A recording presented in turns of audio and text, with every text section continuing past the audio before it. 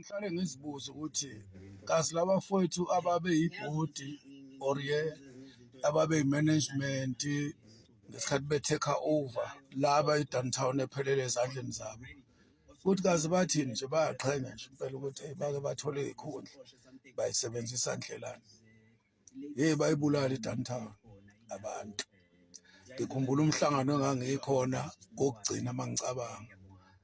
abantu ababekhuluma lapho engathi aba-understandeki kwakuyimi kuSomnandi kuZanefa kuBongani Ncama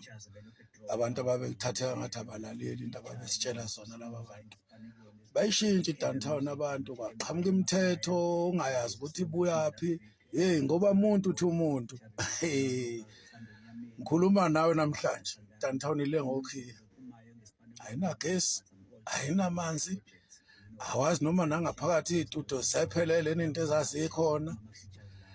kwavaleka abantu abamakhampani ayesebenza khona ngaphakathi ayesiza abantu abaculi ngingabala o-Akhumda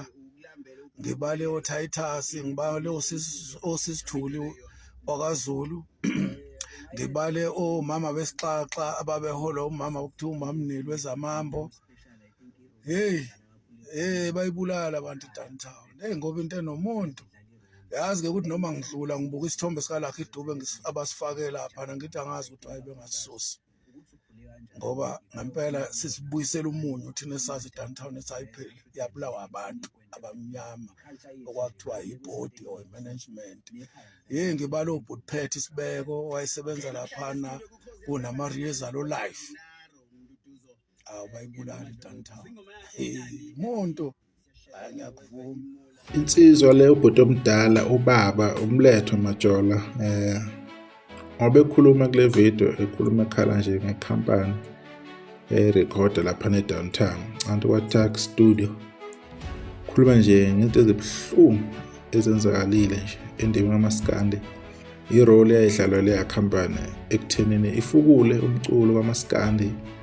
abantu abephethe before i-management indlela ayenza ngayo izinto until uze kungene abantu abasha abafika benza ngendlela yabo. Umletho Majola niyamazi-ke bafowethu mina nginamlando othini kodwa ngiyazi ukuthi-ke umculo kaMaskandi ngengoma yakhe yaduma kakhulu lahloma izulu anti yapha ngo-2021 April laphana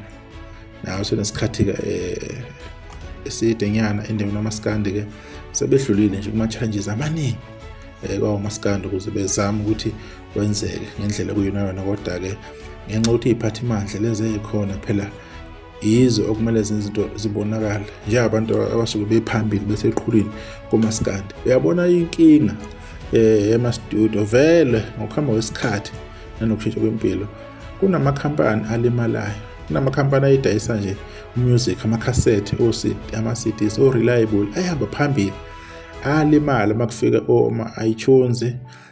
o-Spotify YouTube o-Deezer nobani music online kwaba i-challenge enkulu kulabo bantu labo. Nawo amakhampani lawa akusafani njengakudala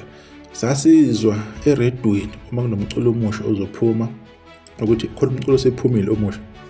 noma bezimakethe emadolobheni lapho bahamba khona sasingenayo-ke inhlahla-ke yo-YouTube ngale ndlela u-YouTube osungakhona o-Spotify nabo-ke o-Deezer oma-iTunes sasingenayo leyo nhlahla leyo and abaculi bakithi bengawufaka umusic kakhulu lapho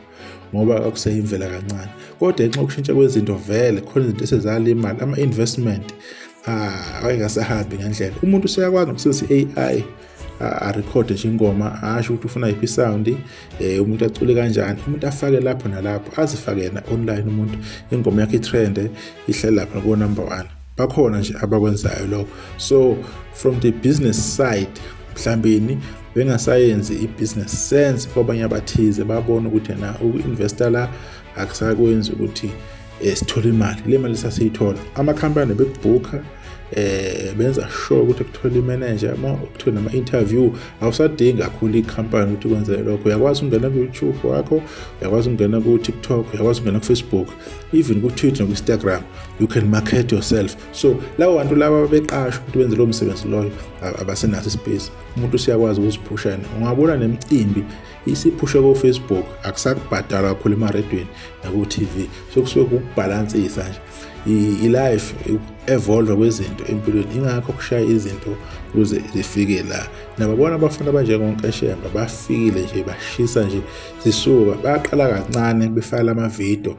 becula phezulu kwama-sound ey'ngoma zabantu, kodwa yabasebenzela lento. So amakhampani ke awasenayo i-chance yokuthi yena-ke azokwenza kanjani. Ingakho sekugcina vele nale management esuke sikhona ngendlela eyazi ngayo izinto ukuthi akusahambi ngazo, kanti laba bantu bephambili maybe babecabanga ukuthi laba bezayo bazo-understanda kangcono ngoba umculo nempilo isiyashintsha-ke. Ilokho engicabangayo ukuthi kwenzeka ukuthi nakho ugcine mhlawumbe ama-studio egcina evaleka, kodwa wona khona thize asasebenzayo. Injalo-ke indaba-ke siyabonga ukuthi-ke nibuke ividiyo kuze kufikela khona kwi-Dufacto TV.